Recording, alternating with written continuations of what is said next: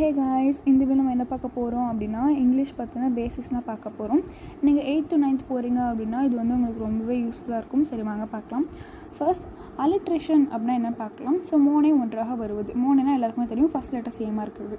இதில் ரெண்டு எக்ஸாம் எழுதியிருக்கேன். ஃபர்ஸ்ட் ஒன்று பாருங்கள், his house is in the village too. His house ரெண்டுத்தையும் பாருங்கள், ஹெச் சேமாக வருதா ஃபஸ்ட்டாக, அதுதான் அலிட்ரேஷன், வேறு ஒன்றுமே இல்லை. தென் பர்சனிஃபிகேஷன் அப்படின்னா என்னென்னா இது வந்து ஒரு ஹியூமனை பற்றி சொல்ல மாட்டாங்க, ஆனால் அனிமல் அப்புறம் ஹியூமனோட பண்புகளை பற்றி வந்து சொல்லுவாங்க, அதுதான் பர்சனிஃபிகேஷன். எக்ஸாம்பிள் பாருங்கள், my little horse must think it குவர்.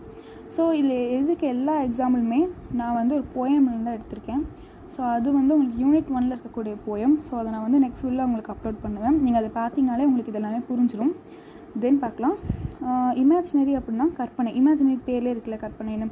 Example பாருங்களேன், த ஹார்ஸ் இஸ் ஸ்பீக்கிங். எங்கேயாவது குதிரை பேசுமா? பேசாதில்ல. அப்போது அதுதான் இமேஜினரி. ஓகேவா? Repetition anaphora. ரிப்பிட்டேஷன்னா என்னென்னா ஒரே லைன் 2-3 வாட்டி ரிப்பீட் ஆகிறது தான் ரிப்பிட்டேஷன். ஓகேவா? பேர்லேயே இருக்குது. ரிப்பிட்டேஷனாலும் ஒன்று தான், அனஃபோரானாலும் ஒன்று தான். ஓகேங்களா? தென் மெட்டாஃபோர் அப்படின்னா என்ன பார்க்கலாம்.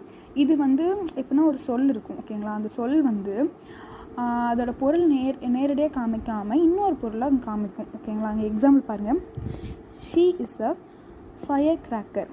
ஓகேவா?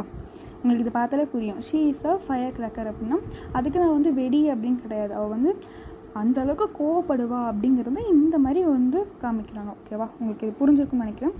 தென் எபித்தட் அப்படின்னா என்ன பார்க்கலாம்.